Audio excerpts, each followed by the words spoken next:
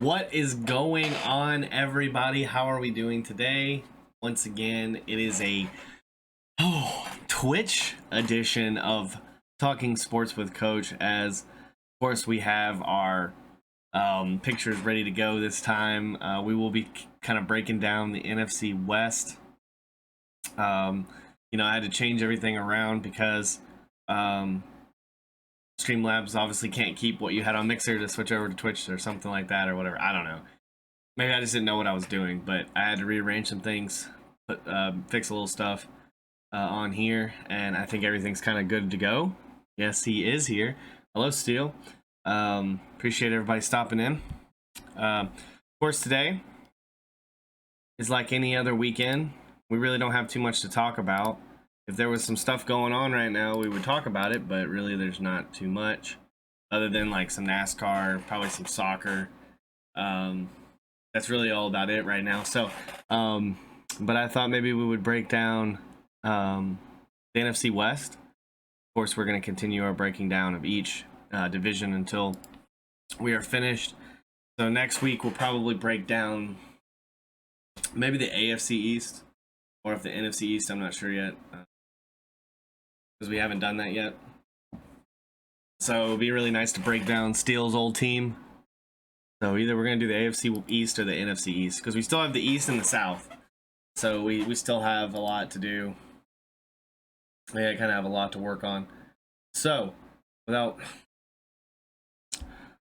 further ado, I thought I would bring back Allan Bell Jr. Of course, he loves to join the show.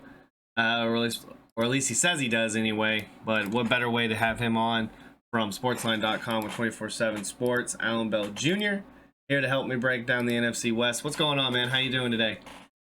What's up, brother? You doing all right? Not too much, we're just the same old, just kind of had to kind of rearrange around some stuff on my stream, because how I had it set up on Mixer, I had to like all do it all over again. So it didn't take too long, but it's just kind of like, it stinks that I couldn't like switch it over very easily, but everything works. And Steele says happy 4th to you, and good to hear from you.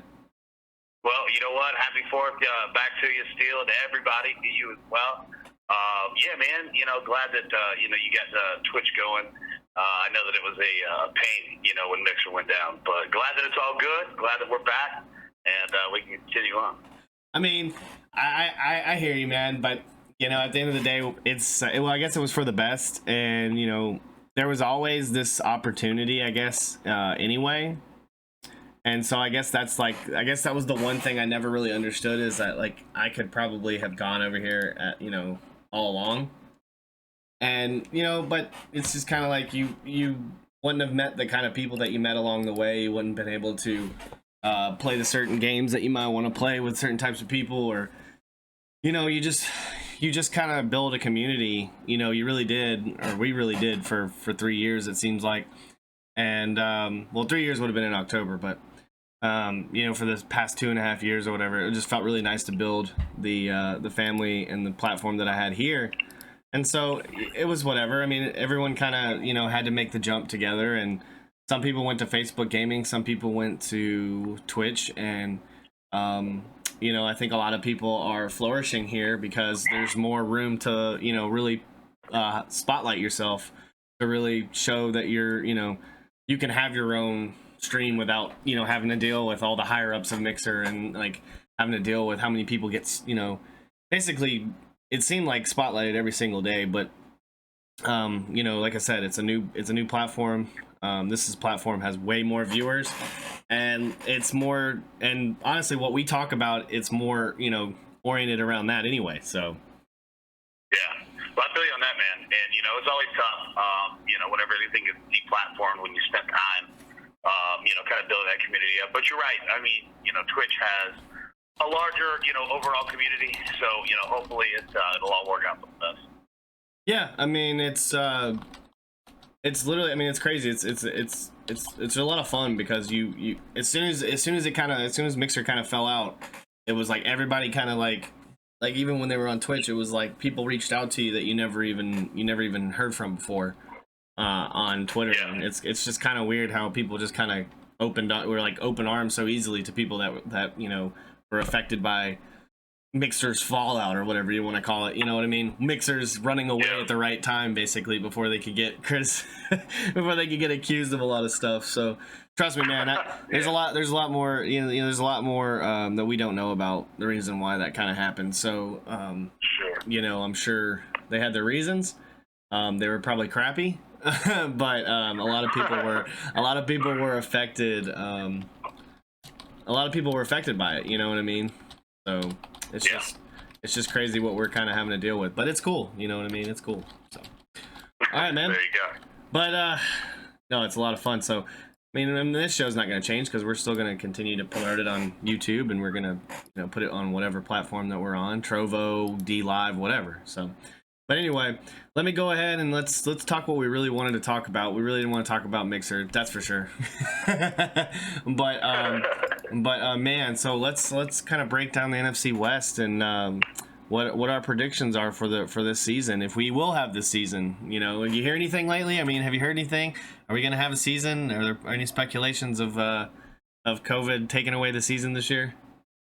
No, I mean, obviously, I mean that that option is there, just because we have no idea what's going to happen, at any moment, any day, any week, But I'll say this: I mean, the NFL needs to have a season. They know they need to have a season, and it's about the only thing that the league and the players both agree on. You know what I mean? So I got a pretty good feeling, that we're going to have one. I don't know, what it's going to look like in terms of fans, things like that, but I mean, you could pretty much rest assured there's going to be NFL football. Yeah, I mean, it seems like honestly, what I said just yesterday is, okay, you've got the basketball tournament that is today, the basketball tournament. It's today. I mean, there are going to be 10 or 8 teams or whatever in this tournament.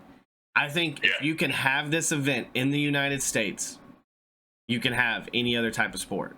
Because if these players go and play this game, if they play this tournament this weekend, it's in the United States. The MLS is next week. If the MLS can continue to play for the rest of this month, why can't we have sports in this country if you're going to sit here and play these other sports that aren't even like the basketball tournament? The basketball tournament isn't associated with the NBA or NHL or NFL or whatever. They're their own entity. So they're still having a tournament. They're still able to do this kind of thing. How is it so hard to be able to bring back the MLS and other sports like this? I mean, we're sitting here watching NASCAR, and I get it. Jimmy Johnson just this morning found out that he tested positive with coronavirus, but he's probably fine. You know what I mean? He's probably okay. Yeah. And then baseball, they don't even have a disabled list if you have corona. So it's like if you feel better the next day, it sounds like you can just come back and play. So it just seems like we're dealing with stuff that we really don't know, of course, and then stuff that I don't know. At the end of the day, I don't think people really know what they're talking about, and they really just are just talking out of their butt. Well, I'll say this: a couple things you hit on. First, there's a lot of people talking that don't know what they're talking about, and you know what? Me too. Like for anybody, I don't know if anybody in the room follows me on Twitter, but I'll say this: there's a reason why you never see or hear me talking COVID, things like that, or politics, or any of that. It's because I'm ignorant on that stuff. Like my voice would not be educated at all. All it would do is not help anybody or anything. So I'm with you on that. Like totally with you on that. And then two, I mean, let's just be honest. Everything's going to come down to liability, right? Like everything comes down to legal liability and what you can get sued for, and et cetera. So that's why college football, they face the most difficult road, I think, because you've got, amateur players, who aren't, employees, and they're considered student athletes, student first. The NCAA has made that very clear. Yeah. And so, you can't treat them, like you would, NBA players or NFL, whatever. But also the biggest thing is that, and let's say, the health risk, because they do care. They don't want anybody, to get sick and suffer something tragic. But these schools, a lot of them are tied to governments, right? Like, you got Alabama or Tennessee or whoever. They're tied to the state, right? So, the states are looking at it saying, okay, we've got to limit risk here. So, the same thing that we've been saying forever. The decisions are going to be made in the legal office, not the front office, if that makes sense. Yeah. So, they're going to do everything they can to play. And I think I think we're going to be all right. But again, the hard part is that we just have no idea what's going to happen day to day. You know what I mean? And anybody making like a bold prediction is just making a guess because we don't know. But I think that I think we're going to be all right. Yeah, I mean, I think it. I mean, like I said, we're not doctors here. We talk sports, but the thing is, it's just kind of like it. I guess maybe because I've not been around somebody that's had it, or I mean, what am I talking about? My boss had it. You know what I mean? And it may be like one person out of thousands of people that might be getting sick or whatever, or being hospitalized. But it's just like even with the growing concerns, it just seems like a lot of other sports are kind of tackling it the best way possible. And it's like, even if we don't have fans, it seems like we can still have sports and we can still kind of control that thing. But like we said, we don't know. So anyway, let's kind of break down those. First up, the Arizona Cardinals. I think would be fun to break them down first. So with Arizona and everything that they did in the draft, obviously going after Isaiah Simmons, I thought that was a great addition. Josh Jones, they're going to get another guy on the offensive line to help. What do you feel? And of course, with the addition of Hopkins, obviously let's just talk about that trade in general. Just give me a little bit about that trade in general. How you feel about Hopkins, basically coming over to Arizona for, a piece of toast. Well, I mean, it was a brilliant move by Arizona. Yeah. I mean, essentially, you got him for free. You're just paying his contract, which, isn't cheap by any means. But, I mean, that was a brilliant move for them. And you get, arguably the best wide receiver in the game, to pair with a young quarterback. I like the Cardinals. I liked them last year. If you remember, I mean, they went on a tear in the second half of the season. Yeah. Kyler Murray, obviously the rating, offensive rookie of the year. I thought that he did well, had a better season than people, kind of thought that he would. But you know what? A lot of that also has to do with, you can rack up stats and things, when you're behind, right? But, yeah. I mean, I like them. I believe in them. I think they're going to be a 7-8 win team this season. They've got some pitfalls here in their schedule. They've got 3 straight road games in October. They're going to face, 3 of the top defensive teams from last season in playing the 49ers twice, playing the Bills, and playing at the Patriots. So, you've got some games in there that are going to be pretty tough, not to mention, you can make an argument that the NFC West is, top to bottom, the most difficult division in the NFL in terms of talent. But again, I like what they're doing, man. I like Kyler Murray. I like Cliff Kingsbury. They run a spread style offense that fits. I think they're going to be all right. Right, and we're looking at their schedule. They got a matchup with the 49ers the very first game of the season, and then against the Redskins, Lions, and Panthers. So the first 4 games, it seems like first 4 games they could go 3-1. Yeah, I mean they could. Start off really well. This too. Yeah, think about this too. When this NFL season starts, first off, we don't even know how many preseason games we're going to have. Yeah. The NFL came out and suggested that there be 2. The NFL players yesterday or the day before voted to have 0, right? Yeah. So when we look at the first 4 games of the year, and I mean this for any NFL team, like if you're coming in as an underdog to a game, buddy, this is your best shot, right? Because everybody's going to come in basically, almost like a preseason game. Yeah. You know what I mean? Like players are going to fully have their legs under them. It's been an odd and weird off season.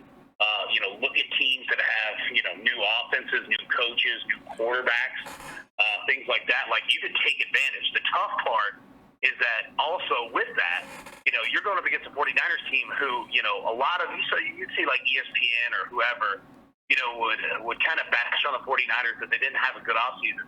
Well, they did. I mean, and the reason that they did is that they pretty much held on to everybody, except for like DeForest Buckner. But other than that, yeah. I mean, they're returning pretty much their entire team, from a Super Bowl run, right? So, teams that have a quarterback, head coach, coming back that know what they're doing, they're going to be in better shape, than others. But right. Again, the Cardinals, they fall in that same category. So, yeah, man, like I like what the Cardinals are doing. I like them as an organization. And I think they're getting better. We saw it at the end of last year, and I think that they can build off that momentum. Do you think with a young head coach and obviously a young starting quarterback, that with the lack of preseason games and then also how we're going to start the season with, how people have been trying to work out and do everything they can do during COVID-19, do you think that they're kind of still at a disadvantage for another year without the reps and without the experience? Well, it all depends, right? Like, I mean, I think, if you're, a team that's counting on multiple rookies to come in, or rookies at important positions, say like Joe Burrow with the Bengals, he's going to be way far behind everybody. Tua Tagovailoa in Miami, which, he might not even start week 1. But again, like, it's going to be tough for those guys. But young players that, are a year, 2 years into the league, they get it, right? Like, they've gone through a year, they've gone through a season, they understand it. So just the mental, confidence that you have between a player that's played 1 season and a player that's played 0 seasons is a big difference. So, I also think that, younger players are going to be able to bounce back quicker, as opposed to you've got, say, pretty veteran offensive line, who got, and again, I'm not saying that they're old by any means, but, players that are, have played 8, 9, 10 seasons, it might take them a little bit longer to get their legs back, as opposed to, players that are 23, 24, that have probably, been running and been doing all kinds of different things, alone during the off season. So long story short, it's a big question mark. Like, we don't know exactly because there's no precedent. Right. So we're looking at them. They went 5-10, had a tie. I mean, what do you see? I mean, we're looking at this schedule. It's a pretty hard schedule. I mean, you've got the Patriots, at the Giants, you got the Eagles, you got of course you got your own division, and it seems like they're going to play their own division and the NFC East. So, what are you seeing out of this? I mean, do you see another? I mean, could it be a 7-9 type season, or will this be another kind of 5-10 type season? Or 6-10 type season, maybe without the tie, depending on their schedule. Yeah, no, I'm going to say 6-10, 7-9. Like, I think that they take another step forward. I really do I believe in Kyler Murray. He's an excellent quarterback. Yeah. And again, it's so tough because, just not a lot of people in the country see Arizona Cardinals games. Yeah. It's kind of like the Houston Texans. You just don't see them a lot.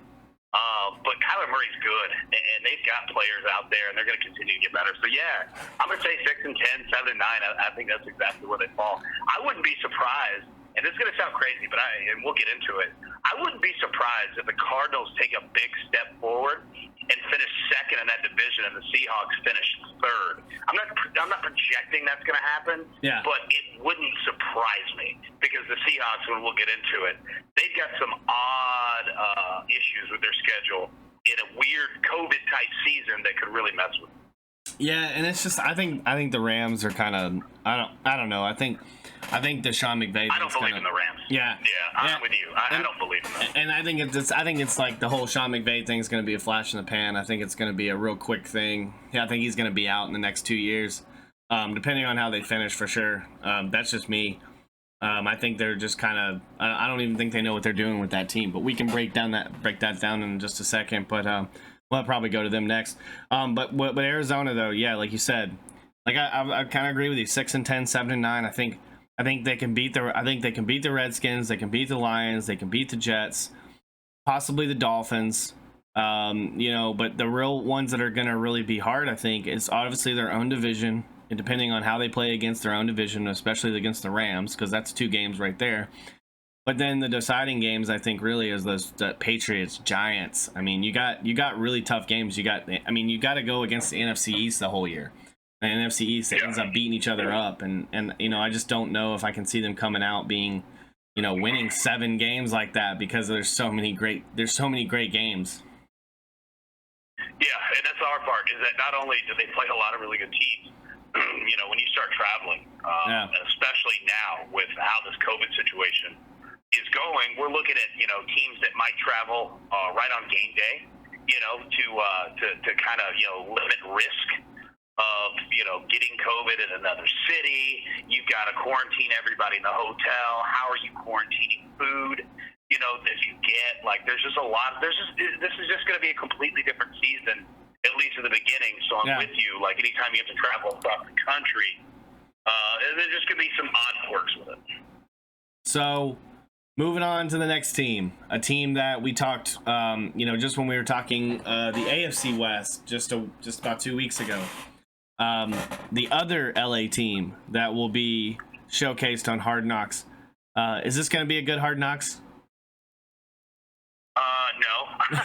No, I don't think so. I think that it's just going to be odd. I think it'll be interesting in a perspective to watch how these teams come back. Yeah. From all this weird stuff. But it might be kind of sluggish.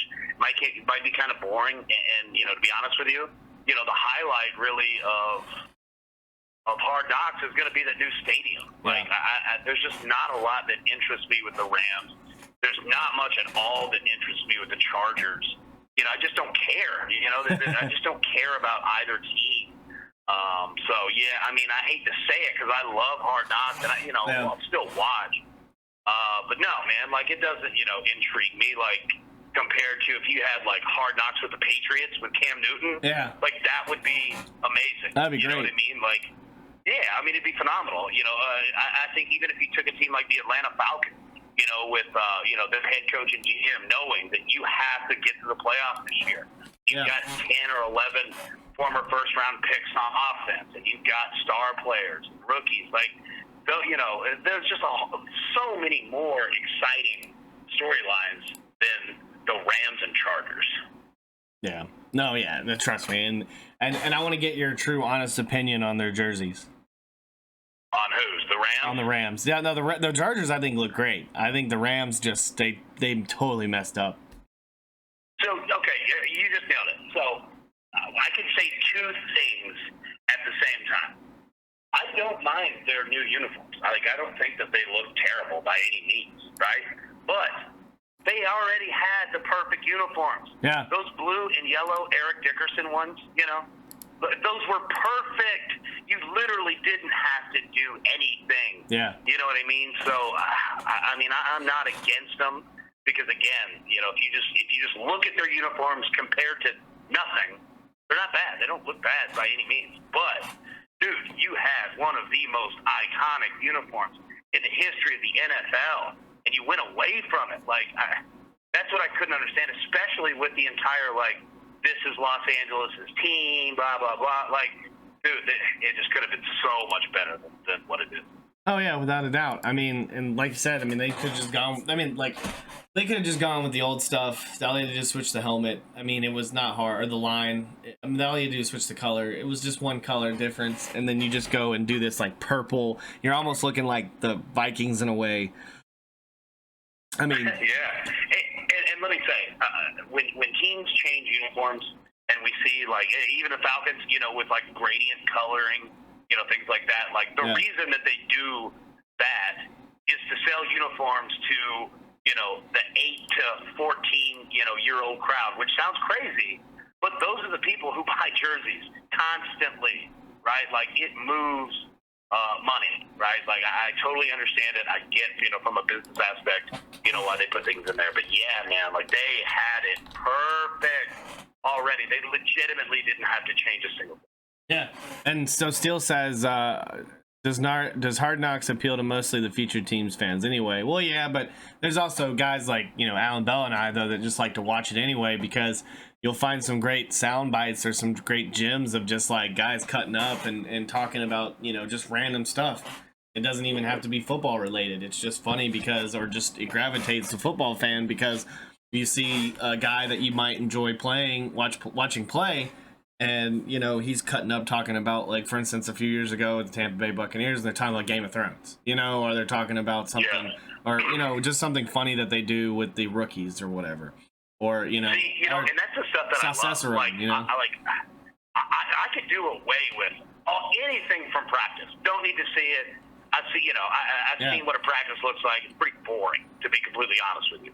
But give me the stuff in the locker room. Give me the stuff in the front office of how they're breaking down the roster, who they're going to, looking at, from a keep cut perspective, the Turk, how he goes about actually cutting players, even though it's brutal because those guys just lost a dream and a job. Yeah. But that's the stuff that I really enjoy. I wouldn't mind, I'll be completely honest with you. A friend of mine is an equipment trainer at Auburn. And, me and him talk all the time. And I was asking him about, all of, what he and his team have had to do, in regards to extra cleaning, extra, things that they, that they have to go about now that, kind of COVID is here. Yeah. And it's amazing. Like, it's crazy the things that he was, bringing me through, new machinery that they have that cleans bags, shirts, jerseys, like all this stuff. Like, I want to see all the inside stuff from Hard Knocks. Like, could not care less, of seeing Jared Goff, throw 20 passes. Dude, I've seen it, right? Yeah. Like, I do not care. But you know what? I'll give him the benefit of the doubt because this year, this could be a completely different Hard Knocks. So I don't want to, I don't want to sound negative and people don't watch it and it ends up being awesome. Yeah. We'll just have to grade it as it comes out. Right. So let's talk a little bit of their additions along the draft. So they got Cam Akers. Obviously, they filled that running back addition, that running back need. And then, what are your thoughts on Terrell Lewis being drafted by the Rams? I think you've got a player. I think you've got a guy who can make an impact. Again, the hardest part is, every team is completely different.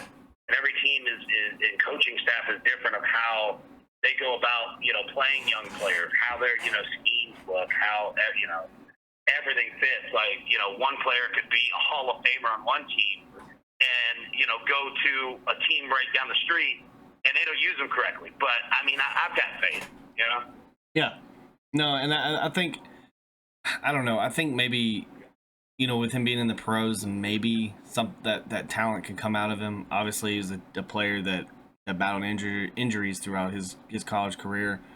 But I think it was a nice pickup. I mean, it's a third round pickup. But with the Cam Akers situation, it's like the Falcons. Like, the Falcons had every chance to draft Todd Gurley, and then now they've got him on the team. So it just seems like there was a lot of bad decisions maybe a long time ago. Maybe it was just a flashy decision. I don't know.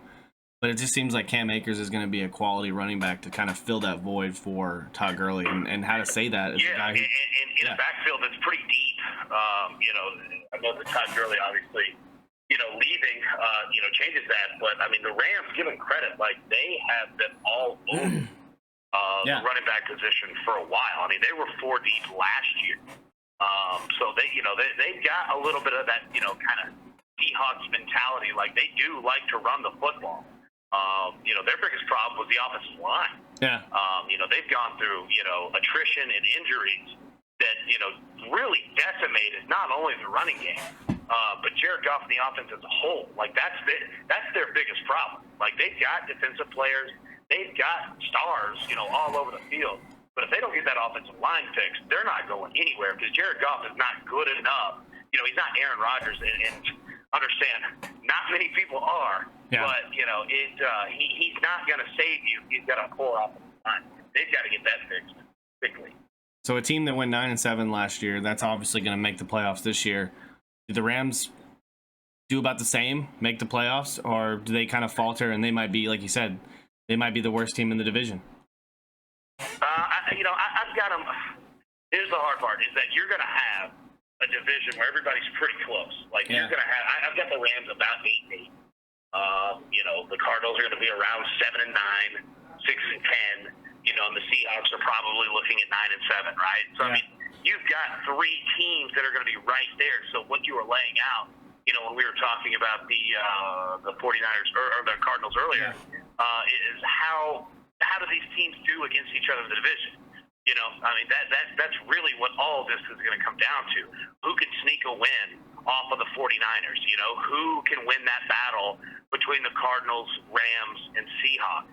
Because whoever finishes second has a good, has a decent shot, of going to the playoffs. The hard part, the NFC is deep all across all 4 divisions. But yeah, man, like those division games are going to be incredibly important. Right. So let's move on to Seattle. So Seattle, do you have any problem with Russell Wilson going out there and practicing with guys? You know, obviously these aren't planned practices. It's just him going out and doing this kind of stuff. I mean, if the guy's going to go out there and put himself in harm's way anyway and go throw with guys, do you really feel like it's a problem? No. I'll say this.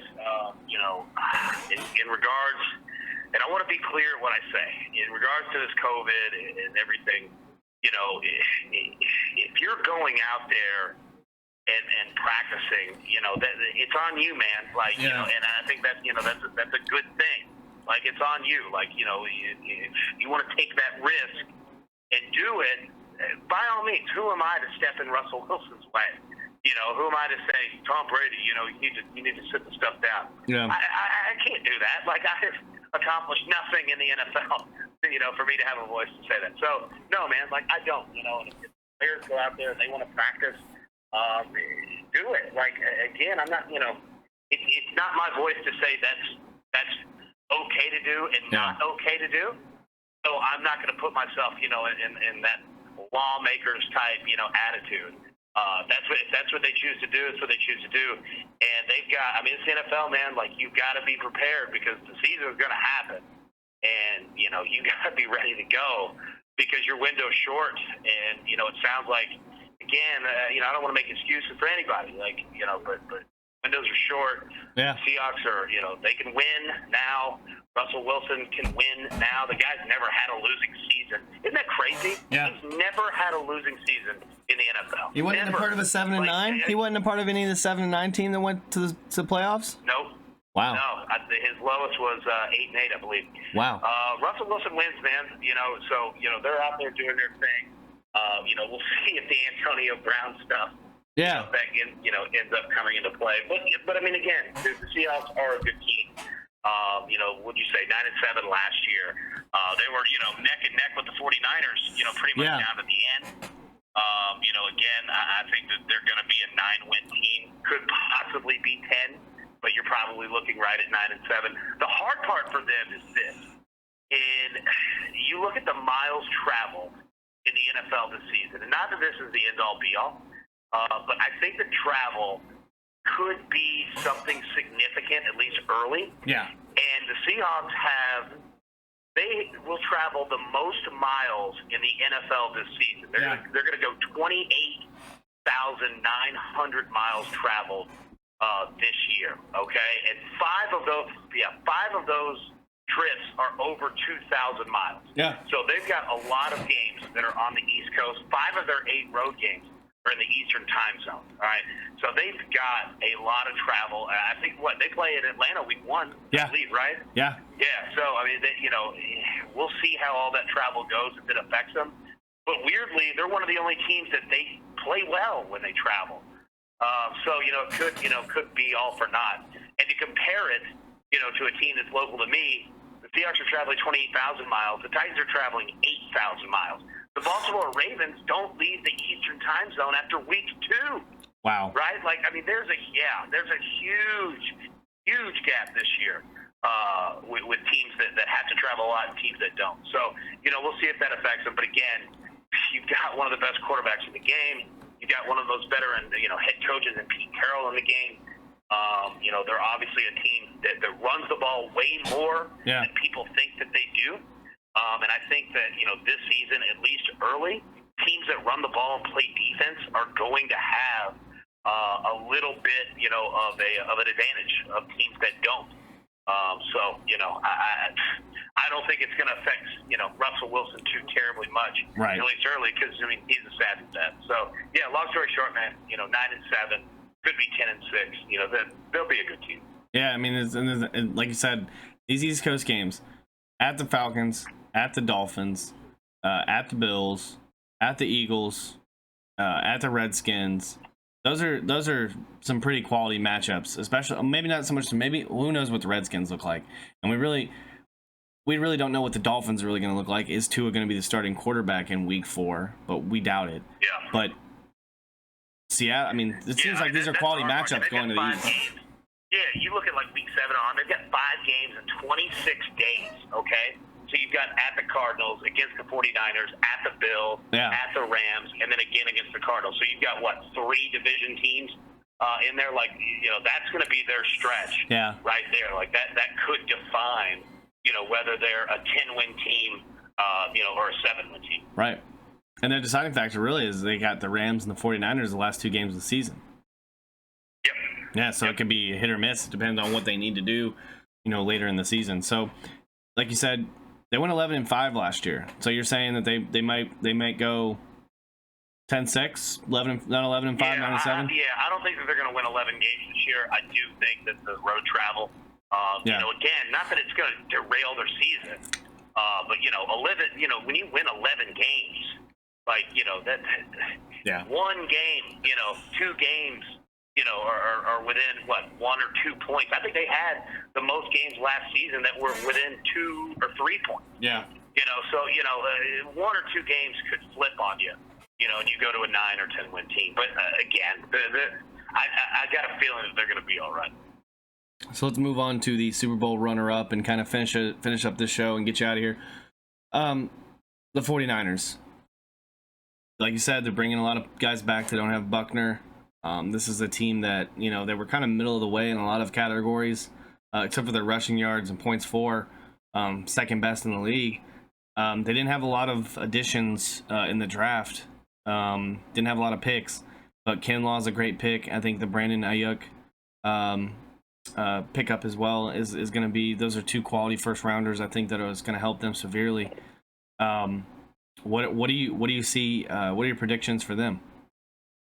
Yeah, they'll be a 10-11 win team. I think that they're going to, battle with the Saints, for the number 1 seed in the NFC. I think they're going to be arguably the best team in the NFC, just because they returned almost everybody. And like you said, their draft wasn't necessarily the most attractive per se on paper, but I'm with you. Kinlaw could be a good player. Ayuk can be a good player. Juwan Jennings from Tennessee can be a good special teams red zone player. They're going to get Jalen Hurd back, from injury, who they've got, at the tight end position, who's a running back at Tennessee, who's a tight end at Baylor. This is a team that has talent all over the field, and, Kyle Shanahan knows how to use it. We can argue in a Super Bowl what he needs to do, but, during a regular season, Kyle Shanahan's one of the best in the business, right? Like, he creates spacing with his offense. They can play in the air, and they can play physical. They love to play physical football, and I'm not really worried about that defense whatsoever either. I think the 49ers are going to be fine.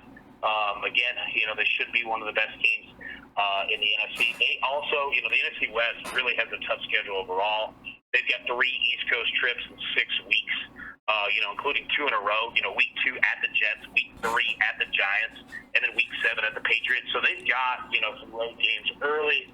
But again, for a team that runs the ball and plays defense, that travels. Like, it's just tough to do, with that. As weird as it sounds, their biggest question is Jimmy Garoppolo.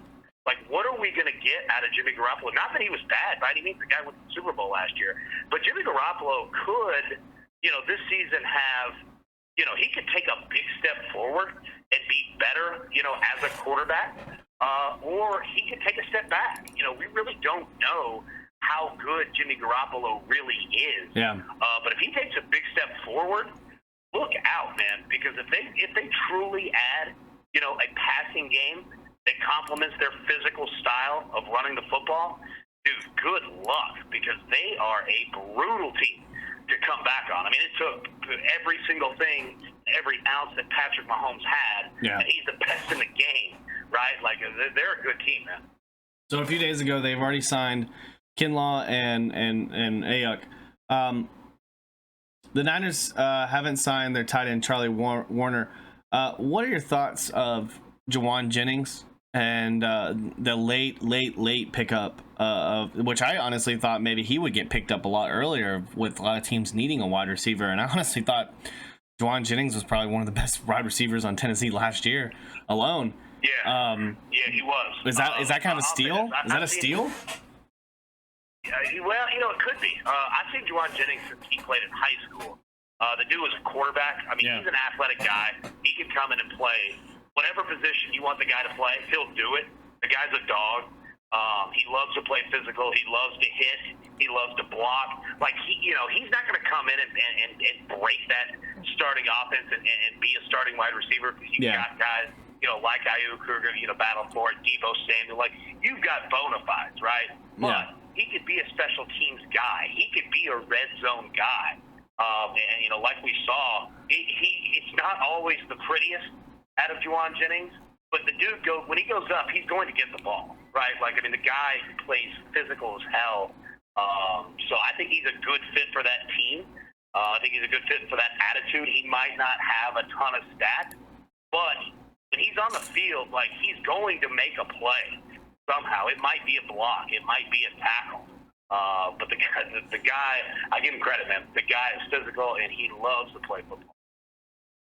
Yeah, and I think it was kind of fitting, though, too, that they didn't really see the Deebo Samuel broken foot thing kind of happening. Obviously, that no one can ever predict that. All he was doing was practicing in Nashville, but still, he's going to be back. I think it's still another, like you said, it's another addition along the wide receiver core, and like he could be a great guy along kick return or whatever. If you could just throw him in as a backup, just a guy to get in a couple snaps or something like that. I'm sure that the 49ers are going to utilize every guy that they have along the offensive side of the ball, especially with the great addition of running backs that they have, and just how they're just going to kind of build on what they had from the year before.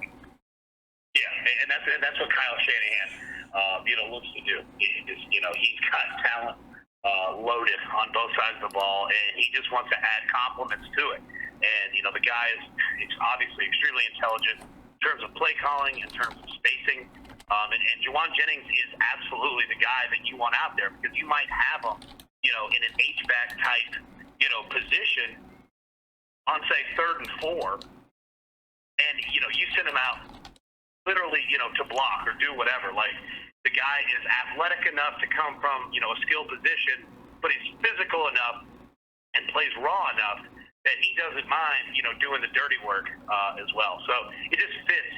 It just fits exactly what the San Francisco 49ers do, and that's, hey, we're going to hit you and hit you and hit you and hit you. Good luck. Yeah. Oh, we've got fast guys that are open. Yeah, good luck with that, too. So a couple people said, Haley's saying that she's asking if we're talking about her Ravens. No, we are not talking about your Ravens. We would never want to talk about your Ravens. I'm just kidding. We already did talk about your Ravens. But how do you feel? Pretty good. But how about this? How do you feel about Lamar Jackson being on the cover of Madden? I mean, it fits. I mean, look what the season that he had last year. Yeah. Lamar Jackson was incredible. The dude's a stud. Came into a not the easiest situation, and came in and owned it, man. And he's a good kid. I hate to say kid. He's a grown man. Yeah. But he's just young, man. Like, I mean, he's younger than Joe Burrow. Which is crazy. But I mean, he's just phenomenal. The dude is just electric. And good for him, man. I can't wait to watch him again this year. The Baltimore Ravens are going to be, they might be the best team in the NFL. Yeah, no, seriously. I mean, it's just going to be crazy what they can bring back again. And J.K. Dobbins edition, too. My goodness, with Mark Ingram and J.K. Dobbins, oh my goodness. I know. That's just going to be disgusting on the offensive side of the ball. I'm just glad that we took Hayden Hurst from him. I know Mark Andrews is probably the better tight end, but I'm glad we got Hayden Hurst out of him. Yeah. I want a guy that can block. Yeah, look. Dude, I wouldn't mind seeing, like, a 49ers-Ravens style Super Bowl. Like, that would be two physical teams that love to hit and get after it. That'd be fun, dude. You hear that, Haley? He wants the Ravens to go to the Super Bowl, so you're welcome. She lives in Texas now. She lives in Texas now, so she's probably a Dallas fan or a Houston fan now, I'm sure. I don't know. I don't know if her Baltimore ties went with her. But I think she still has a jersey. No. She says hell no, so she's still a Ravens fan. Ravens for life. There we go. Yeah. Steele wants to ask. That Ravens purple travel. Steele wants to ask, what are the odds the Redskins change their name? Pretty good. There's no way now that they don't. Like, you can't come out and say, hey, we're going to review it, and then you come back and say, nah, you know what, we reviewed it, screw it. Like, they would be destroyed. for doing it. What they change it to, I have no idea. Yeah. I don't know what they're going to do. You know, their owner, Daniel Snyder, you know, he's a Redskins fan before he bought the team. Like, he loves that name. I know that he hates it, killing him. So I don't know. I have no idea what they changed the name to, but there's just, you know, you just can't come out and say, hey, we're going to review it. And then if you don't, like, you're almost doubling down. You know what I mean? Yeah. Like, you could have gotten away with that 10 years ago. I don't think, at least in the climate we're in now, I don't think that they can get away with doing that. Right, completely agree with you. Well, man, thank you so much for joining us as always. I want you to enjoy your July 4th, and you don't have to hang out too long. So, appreciate you as always joining the show, and I'm sure we'll talk to you on Monday, brother. Man, look forward to it. Appreciate you having me on, and everybody listening. Everybody have a happy July 4th weekend, and yeah, we'll talk soon. All right, man. You have a good weekend. See you later, buddy. All right, you too, brother. Appreciate it. Yeah, anytime. See you. Woo! I think he was ready to get out of there. Well, see, there you have it. Allan Bell Jr., of course, from 24/7 Sports, sportsline.com. He already left, Steele. He hung up pretty quickly, too. I think he needed to leave. Kidding. But anyway, we're going to take a break, and I'll be right back. And I'm going to play some Duty, some Call of the Duty. But I need to end this show just so it has an end point, and then it'll come right back. So it's not like I'm just leaving. I'm not just leaving. I'm like not really leaving. So yeah, like I said, I'm ending it right now.